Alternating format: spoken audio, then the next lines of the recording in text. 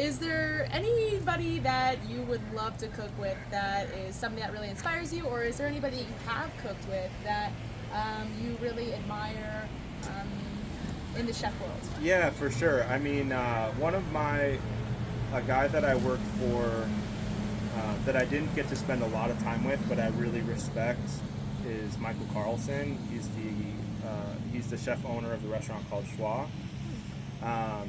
and he's so unapologetically sincere in his approach to what he does. And when you dine at that restaurant, you know exactly where you are and you know exactly what's going on. And a lot of, in my opinion, a lot of Michelin experiences have to include a lot of smoke and mirrors.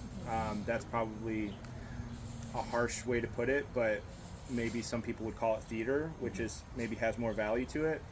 And there's no hiding there. The cooks are on the floor, serving, the only ones involved with your experience from front to back, from hanging your coat to checking you out at the end, washing the dishes, polishing your glassware, managing your wine. And the reason for that was he didn't want anything between his vision and what he knew the chefs working there to share and what ended up in front of the customers. So I really, really appreciated that. I would love to cook with Alice Waters is a huge inspiration to me. She has really been, I guess you would call her kind of a steward of California cuisine. Her her recipe writing and the way that she cooks is so poetic. She she had a lot of her books, instead of kind of you might see a recipe and a picture and maybe it might highlight an ingredient or a person or something.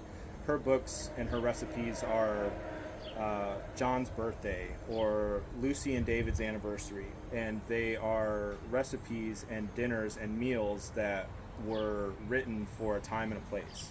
And that really resonates with what I do now, as a host, as a personal chef, is I really want to create memories for people and have something for them to hold on to savor the moments that they have with each other. So she's a badass, and she's definitely on top of the list. That's cool. Yeah.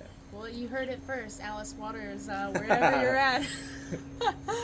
That sounds really amazing, and I think that as somebody who does value sincerity and authenticity, it makes sense that being a private chef, like from my hands, and my heart to you, there's no smoke and mirrors. It's Right. really just about, and I love that it's about the time and the place, and it really kind of it's a stamp on your heart, and it makes it real. It makes it human. Right? 100%.